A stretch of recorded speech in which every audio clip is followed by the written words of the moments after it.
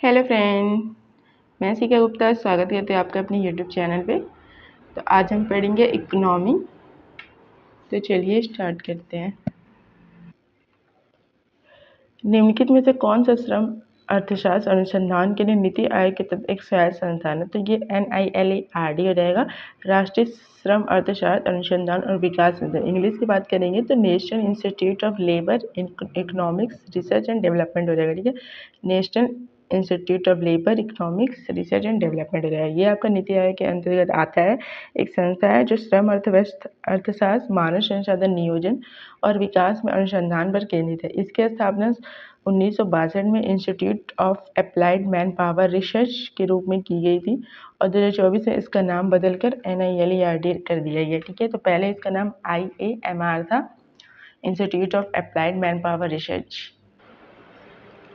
5वीं योजना का अंतिम मसौदा तेल की कीमतों में बढ़ोतरी और गेहूं के थोक व्यापार पर सरकारी नियंत्रण की विफलता के कारण बढ़ती मुद्रास्फीति से उत्पन्न आर्थिक संकट की पृष्ठभूमि में किसके द्वारा तैयार और लॉन्च किया गया? तो ये DP दर हो जाएगा। भारत की जो पांचवी पंचवर्षीय योजना का जो मसौदा बढ़ती मुद्रास्फीति से उत्पन्न आर्थिक संकट जो पृष्ठभूमि तैयार किया गया था वो आपका DP दर द्वारा तैयार किया गया था। मुख्य रूप से 1973 में तेल की कीमतों में बढ़ोतरी और गेहूं के थोक व्यापार को नियंत्रित करने के लिए सरकार के असफल प्रयासों के कारण योजना का अंतिम मसौदा DP दर दुर्गा प्रसाद धर के मार्गदर्शन में तैयार और शुरू किया गया था, जो उस समय योजना आयोग के उपाध्यक्ष थे। पंचवर्षीय योजना के किस संस्करण का उद्देश्य खाद्यान्न उत्पादन में तेजी लाना, रोजगार के अवसर बढ़ाना और खाद्य कार्य और उत्पादकता पर ध्यान केंद्रित करते हुए उत्पादकता बढ़ाना था और वह बहुत सफल रहा। तो आपकी 7वीं हो जाएगी। ठीक है, 7वां हो जाएगा आपका। भारत में 7वीं पंचवर्षीय योजना जो कि 1985 से 90 तक चला था, इसका उद्देश्य जो था वो तेजी मतलब उत्पादन में तेजी लाना, रोजगार के अवसर बढ़ाना, खाद्य व कार्य उत्पादन पर ध्यान केंद्रित उत्पादकता बढ़ाना था। यह योजना सफल रही और अपने निर्धारित लक्ष्य 5% से अधिक 6% की वृद्धि दर प्राप्त हुई। एक ग्रामीण पंचवर्षीय योजना की अवधि क्या है? तो ये आपका 2007 से जो था 2012 हो जाएगा। 2007 से 2012 तक आपकी ग्रामीण पंचवर्षीय योजना थी। इस पंचवर्षीय योजना की जो थीम थी वो आपकी तीव्र और अधिक समावेशी विकास थी। भारत में योजना आयोग एक गैर संवैधानिक निकाय था जो भारत में सामाजिक और आर्थिक विकास के लिए भारत की 5वीं पंचवर्षीय योजना तैयार करने के लिए जिम्मेदार था। भारत के प्रधानमंत्री योजना आयोग के पदेन अध्यक्ष होते थे। इसकी स्थापना 15 मार्च 1950 में हुई थी। नीति आयोग ने 1 जनवरी 2015 से भारत में योजना अभी ग्रामीण पंचवर्षीय योजना आएगी। तो चलिए एक बार पंचवर्षीय योजना को बढ़े। तो पहली पंचवर्षीय योजना की बात करेंगे तो आपका 1951 से 1956 तथा दूसरी पंचवर्षीय योजना की बात करेंगे तो वो आपका 1956 से लेकर जो होता है वो 1961 तथा उसके बाद तीसरी की बात करेंगे तो ये आपका 1961 से लेकर जो होता है वो 1966 तक था। उसके बाद आपका योजना अवकाश आता है जो कि 1966 से जो था 69 तक आपका चलता है। ठीक है, फिर चौथी पंचवर्षीय योजना आती है 69 से जो होता है वो 74 तक 74 तक हो जाएगा। उसके बाद बात करते हैं 5वीं पंचवर्षीय योजना जो होता है वो आपका 1974 से जो था 79 तक था। ठीक है, फिर छठी पंचवर्षीय योजना आपका 1980 से जो होता है वो आपका 85 हो जाएगा। 7वीं पंचवर्षीय योजना की बात करेंगे तो जो हमने अभी आगे पढ़ा है 1985 से 1990 हो जाएगा। उसके बाद 2 वर्ष का जो होता है वो आपका वार्षिक योजना आता है जो कि आपका 1990 से 1992 तक रहता है। ठीक है, फिर 8वीं पंचवर्षीय योजना आपकी आती है। फिर आपकी 8वीं पंचवर्षीय योजना आती है जो कि 1992 से जो होता है वो 1997 हो जाएगा। ठीक, उसके बाद 9वीं पंचवर्षीय योजना 1997 से जो होता है वो आपका 2002 हो जाएगा। 10वीं पंचवर्षीय योजना की बात करेंगे तो ये आपका 2002 से 2007। उसके 11वीं पंचवर्षीय योजना की बात करें तो आपने पढ़ ही लिया 2007 से 2012। उसके बाद 12वीं पंचवर्षीय योजना की बात करेंगे तो ये आपका 2012 से जो होता है वो 2017 तक था। इसके बाद 2015 में योजना आयोग को नीति आयोग द्वारा प्रतिस्थापित कर दिया गया और पंचवर्षीय योजना का जो दौर था वो आपका समाप्त हो गया। भारत की पंचवर्षीय योजना के किस संस्करण को गॉडगिल योजना के नाम से जाना जाता है? तो आपकी तीसरी योजना रहेगी। ठीक है, तीसरी पंचवर्षीय योजना जो कि आपकी 1961 से जो होता है वो आपका 1966 तक चला था। ठीक है, उसके भारत की तीसरी पंचवर्षीय योजना को गॉडगिल योजना के नाम से जाना जाता है। इस पंचवर्षीय योजना ने अन्य क्षेत्रों के साथ साथ भारत के रक्षा क्षेत्र पर भी अपना मुख्य ध्यान केंद्रित किया। निम्नलिखित सूची ए को सूची बी से आपको मिलान करना है। ये आपका वित्तीय प्रपत्र और बाजार का प्रकार। प्रतिधारित आय की बात करेंगे तो ये आपका क्या होता है? इसका मतलब होता है स्वयं वित्त पोषण। ये स्वयं वित्त पोषण वाला होता है। कॉमर्शियल पेपर की बात करेंगे तो ये मुद्रा बाजार में होता है। फैक्टरिंग की बात करेंगे जिसका मतलब होता है परिसंपत्तियों पर कोई अधिकार नहीं है, कोई चार्ज नहीं है। भारतीय डिपॉजिटरी रसीदें की बात करेंगे तो ये अंतर्राष्ट्रीय पूंजी बाजार रहेगा। अंतर्राष्ट्रीय पूंजी बाजार यानी कि ए का आपका जो होता है वो फोर्थ रहेगा, बी का आपका दूसरा ही रहेगा, सी का आपका जो होता है वो थर्ड हो जाएगा और डी का जो होता है वो आपको फर्स्ट हो जाएगा। तो आप देख सकते हो प्रतिनिधि स्व वित्त पोषण कॉमर्शियल मुद्रा बाजार फैक्ट्री मतलब परिसंपत्ति कोई अधिकार नहीं। भारतीय डिपॉजिटरी रसीदें अंतर्राष्ट्रीय पूंजी बाजार हो जाएगा। किसी देश द्वारा अपने व्यापार संतुलन में घाटे की स्थिति में निम्नलिखित में क्या आवश्यक होना चाहिए? इसकी मतलब नहीं, निर्यात की तुलना में वस्तु और सेवाओं का अधिक आयात, ठीक है। निर्यात की तुलना में जो वस्तु और सेवाएं होती है उसका अधिक आयात है, इसकी संतुलन होता है तब। निम्नलिखित में से कौन सा बाजार मूल्य पर शुद्ध राष्ट्रीय उत्पादन यानी कि एनएनपी नेट नेशनल प्रोडक्ट की बात करेंगे, एनएनपी का सबसे अच्छा वर्णन करता है? बाजार मूल्य पर सकल राष्ट्रीय उत्पादन में मूल्यह्रास को घटाकर हो जाएगा। सुगंध व स्वाद विकास केंद्र एफएफडीसी की स्थापना यूएनडीपी यूनाइडो और उत्तर प्रदेश सरकार की तरफ किस वर्ष में की गई थी? तो इसमें से कोई नहीं, यानी कि ये नहीं होगा। इसकी स्थापना जो थी 1991 में की गई थी, ठीक है।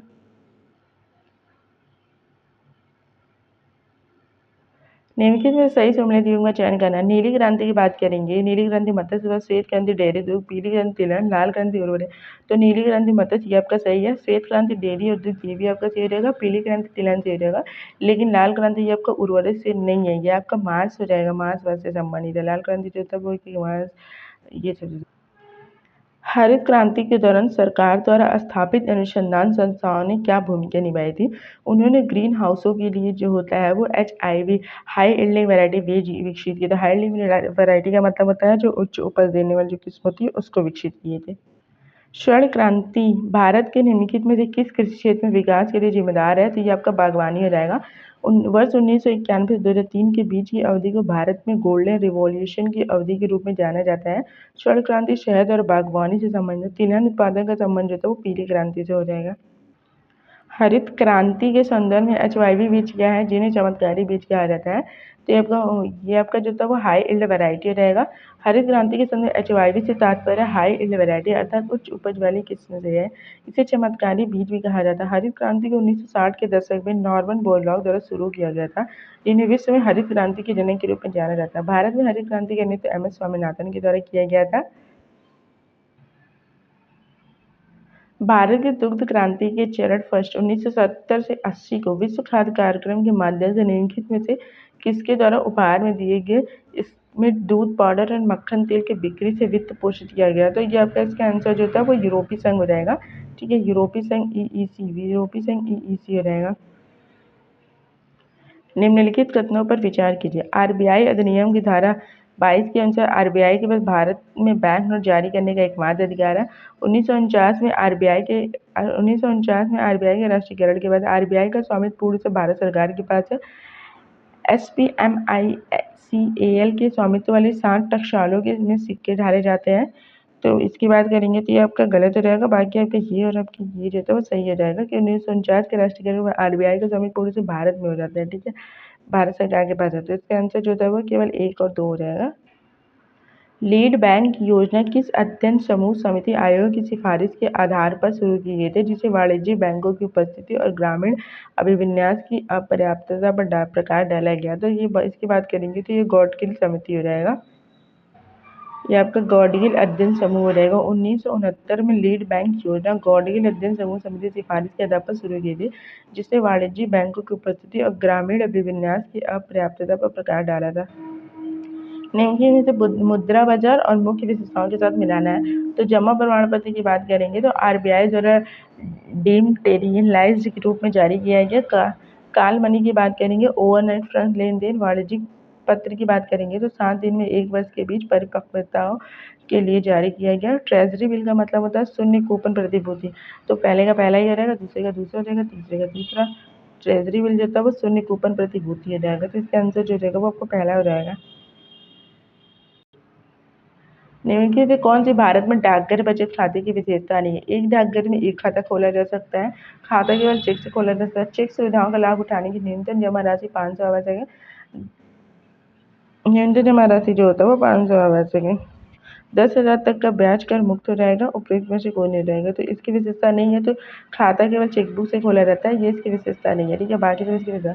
डाकघर में खाता केवल चेक से खोला रहता है, यह भारत में डाकघर बचत खाते की विशेषता नहीं है, क्योंकि डाकघर बचत खाता नगद जमा के साथ खोले जाना है, अर्थात चेक के माध्यम से नहीं। प्रारंभ में जमा नगद के रूप में किया जाना आवश्यक, हालांकि बाद में जमा चेक या इलेक्ट्रॉनिक माध्यम से कोर बैंकिंग समाधान डाकघरों में किया जा सकता है।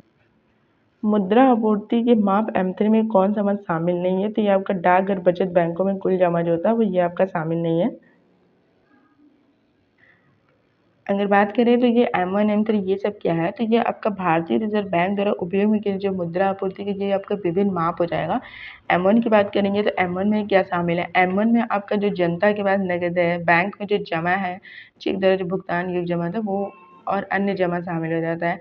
M2 की बात करेंगे, इसमें आपका M1 शामिल है, प्लस जो होता है वो डाकघर में जो आप पैसे डालते हो, डाकघर में जो बचत बैंक जमा है वो शामिल है। M3 की बात, M2 हो गया। M3 की बात करेंगे तो M3 में आपका M1 शामिल है। M1 के साथ साथ जो बैंक में आप जमा करते हैं, लेकिन आपका फिक्स डिपॉजिट, ठीक है, डाकघर में फिक्स डिपॉजिट वो आपका M3 में हो जाएगा। M4 की बात करेंगे तो M4 में जो होता है वो M3 शामिल है। M3 के साथ साथ जो होता है वो आपका डाकघर में कुल जमा राशि का मतलब होता है कि फिक्स भी और जमा जो रेगुलर का तो वो भी, ये है आपका। निम्नलिखित में से कौन सा डिपॉजिटरी संसाधन का एक प्रकार नहीं है? तो ये आपका नाबार्ड जो होता है डिपॉजिटरी संसाधन का प्रकार नहीं है। ऋण संघ हो जाएगा, वाणिज्यिक बैंक हो जाएगा, क्रेडिट कोऑपरेटिव सोसाइटी। नाबार्ड एक डिपॉजिटरी संस्थान का प्रकार नहीं है। यह 12 जुलाई 1982 को भारतीय रिजर्व बैंक के कृषि ऋण कार्य, तत्कालीन कृषि पुनर्वित्त और विकास निगम के पुनर्वित्त कार्यों को सम्मिलित कर अस्तित्व में आया था। नाबार्ड का फुल फॉर्म भी आपके लिए इंपॉर्टेंट है, तो चलिए समझ लेते हैं। नाबार्ड की बात करेंगे तो national bank for agriculture and rural development, इसका आपका full form national bank for agriculture and rural जो होता है वो डेवलपमेंट हो जाएगा, ठीक है। ये आपका नाबार्ड का जो होता है वो फुल फॉर्म हो जाएगा। राष्ट्रीय बैंक प्रबंधन संस्थान NIBM, राष्ट्रीय बैंक प्रबंधन संस्थान NIBM की स्थापना 1969 में निम्नलिखित किसके द्वारा भारत सरकार के परामर्श से बैंक प्रबंधन में अनुसंधान, प्रशिक्षण, शिक्षा और परामर्श के लिए एक स्वायत्त संस्था के रूप में की गई थी। तो इसकी बात करेंगे तो RBI, reserve bank of India हो जाएगा। राष्ट्रीय प्रबंधन NIBM की स्थापना 1969 में RBI द्वारा भारत सरकार के परामर्श से बैंक प्रबंधन में अनुसंधान, प्रशिक्षण, शिक्षा और परामर्श के लिए एक स्वायत्त संस्था के रूप में की गई थी। 1981 में किस अधिनियम के माध्यम से सांसद द्वारा राष्ट्रीय कृषि और ग्रामीण विकास नाबार्ड के निर्माण को मंजूरी दी गई थी? तो यह अधिनियम 61 रहेगा। अधिनियम नाबार्ड की बात करेंगे तो national agriculture bank for rural development हो जाएगा। इसके फॉर्म अधिनियम 61 के तहत इसको जो था मंजूरी दी गई थी। और स्थापना की बात करेंगे तो 12 जुलाई 1982, आपको देखो पेट में पूछा गया है। बैंकों के राष्ट्रीयकरण के प्रथम चरण के दौरान किस बैंक का राष्ट्रीयकरण जो था वो नहीं किया गया? बैंकों के राष्ट्रीयकरण के प्रथम चरण 1969 के दौरान जिन बैंकों का राष्ट्रीयकरण 1969 की बात करेंगे तो इस समय जो था 14 बैंकों का राष्ट्रीयकरण हुआ था, ठीक है, पहली बार। उसके बाद बचे जो 6 बैंक है उनका 1980 में राष्ट्रीयकरण होता है। इनमें शामिल है Allahabad bank, Canara bank, united bank of India हो जाएगा, UCO bank, syndicate bank, Indian overseas bank, bank of Baroda, Punjab national bank, bank of India, bank of Maharashtra, central bank of India, Indian bank, Dena bank, union bank. Vijaya bank आपका जो था वो नहीं था, ठीक है, जबकि प्रथम चरण के दौरान विजया बैंक का राष्ट्रीयकरण नहीं किया गया था। उत्तर प्रदेश कृषि उत्पादन मंडी अधिनियम 1964 की धारा 7 के अनुसार किस स्थिति में राज्य सरकार किसी मौजूदा प्रमुख मंडी प्रगण को समाप्त कर सकती है? तो ये आपका यदि जनहित में आवश्यक या समीचीन समझाया जाए, यह जनहित में आवश्यक या समीचीन समझा जाए। उत्तर प्रदेश कृषि उत्पादन मंडी अधिनियम 1964 की धारा 4(2)(1) राज्य सरकार को किसी भी क्षेत्र में प्रमुख बाजारों, यार्ड या फिर उप बाजार यार्ड में शामिल करने या बाहर करने या मौजूद प्रमुख बाजार यार्ड या उप बाजार यार्ड को समाप्त करने की अनुमति देता है, जब वह इसे सार्वजनिक हित में आवश्यक अथवा जरूरी समझता है। बीमा बीमा प्रस्थापन के सिद्धांत के अंदर निम्नलिखित में से कौन सा सही है? तो कौन सा सही है की बात करें, कौन सी की बात करें तो बीमा धारक मुआवजा प्राप्त करने के बाद क्षतिग्रस्त संपत्ति को बेच सकते हैं। नहीं नहीं, ये तो नहीं हो सकता। बीमा धारक एक ही घटना के लिए कई स्रोतों से नुकसान की वसूली कर सकते, ये भी नहीं हो सकता।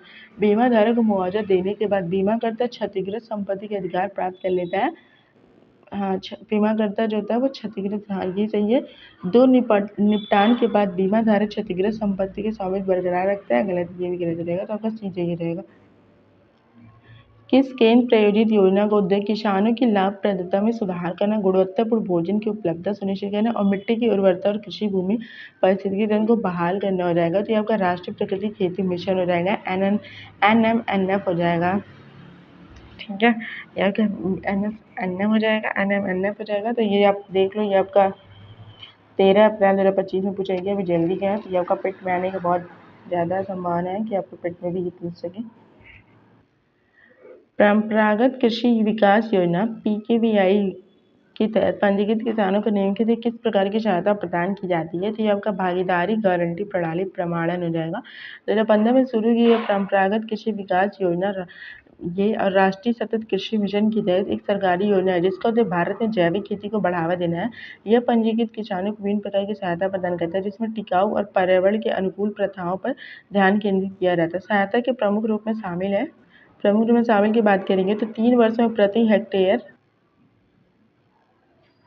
50,000 की वित्तीय सहायता, भागीदारी गारंटी प्रणाली प्रमाणन के लिए समर्थन, समूह निर्माण, क्षमता निर्माण और जैविक उत्पाद के विपणन के लिए सहायता, जैविक बीज खरीद, कटाई और स्थानीय बाजार में उपज के परिवहन के लिए समर्थन। तो आज की वीडियो में इतना है। बाकी वीडियो पसंद है तो लाइक कर देना, चैनल सब्सक्राइब कर देना। Thank you.